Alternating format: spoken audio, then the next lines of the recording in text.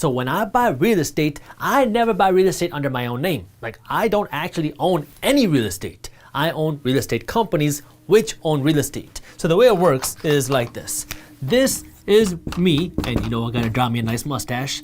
I own this entity right here. Let's call it JS Real Estate. So I own JS Real Estate. This JS Real Estate might own this home right here. I don't actually own the home directly, because if I own the home directly and something bad were to happen, let's say a tenant lived in here and they slipped and fell in the bathtub because they said the bathtub got too slippery when the water was on, true story, and then they sued me. If I own the property, then they'd be able to come after me and my personal assets. But if this property is owned by JS Real Estate, then the most they can get, assuming that insurance doesn't cover this lawsuit, the most they can get is whatever this entity owns. And so this entity that I have, in this case, it might be an LLC. You got to ask an attorney in your area for what's best. But in most instances, LLCs are the best way to go.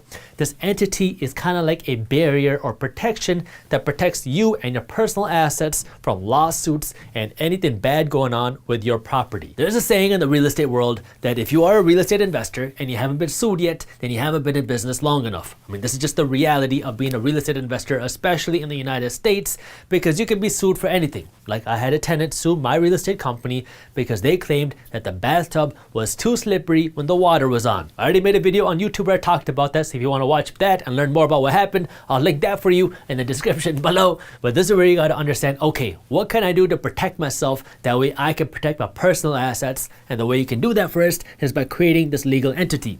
The second thing you want to do is have real estate insurance. This real estate insurance is there kind of as the first shield before the entity, because this real estate insurance is there to protect you from anything bad happening. Like if a tenant slips and falls, or if the tenant sues you, first thing they're going to do is go after your insurance. So this insurance is there to protect you from lawsuits, and it's also there to protect your property, because if this property gets burned down or something bad happens to the property, that's where insurance is there to protect your assets. So insurance is your first line of defense. If the insurance fails, or if they don't cover you for whatever reason, this is where your entity is your second line of defense to protect you and your personal assets. The third thing that you want to make sure you have on your side throughout the entire real estate process is a real estate attorney. From the minute you start negotiating deals in real estate, you want to make sure you have a good real estate attorney on your side, because they're going to help you review your purchase agreements. They're going to help you review your due diligence. They can help you negotiate the contract with your contractors, and they can help you deal with city inspectors. You need to have a good real estate attorney on your side.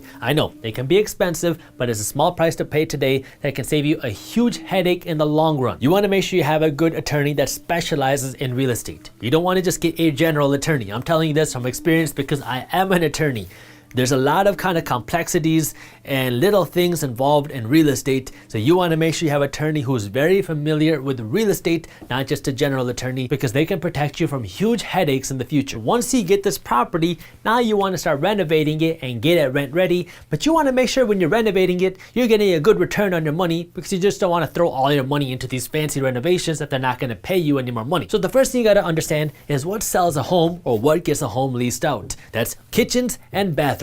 If you do decide to make upgrades in a rental property, those are the two places that get a lot of attention, kitchens and bathrooms. So if you do decide to make renovations, look at doing things there. The next thing you got to look at is the durability of your property, because if you have tenants moving in and out of your property over the years, then you want to make sure that the renovations that you do can last you for a long time, because the last thing you want to do is constantly keep having to repair and maintain a property every time a tenant moves out. So one thing that I like to do is have minimal or no carpet at all in a property. A lot of my rentals actually have this thing called laminate planks on the flooring, which is something that looks kind of like hardwood, but it's not hardwood, and it's also waterproof, so it's durable. And unlike a carpet, I don't have to replace it every time a tenant moves out. So it's easy to clean, easy to maintain. It costs a little bit more in the beginning, but it saves you a lot of money in the long run because it's durable and it looks really nice. In the kitchen, one thing that I like to do is upgrade the appliances. I like to put in brand new stainless steel appliances because people like appliances they're going to be using a lot, and stainless steel looks nice. nice. And if you take care of your tenants and you make them feel at home, then they're going to take better care of your rental property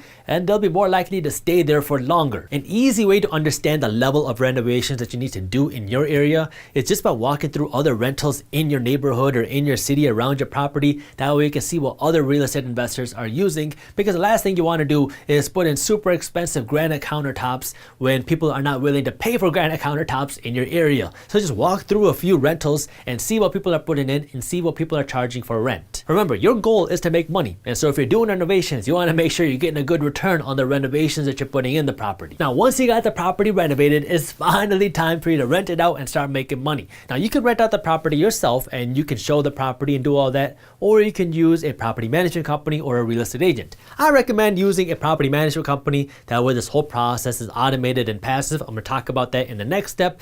But if you do decide to rent the property out yourself, you got to understand what you got to look for when you're trying to find a tenant. Because when you find a tenant, the last thing you want to do is you find somebody who says, hey, can I move in tomorrow? And you tell them yes, and then you just move them in and have them sign a lease. Because typically what you see happen is somebody who wants to move in immediately is also the person you got to kick out very fast. You got to do your background checks on tenants. So you can look at their credit score, you can look at their criminal history, and you can look at their past rental history.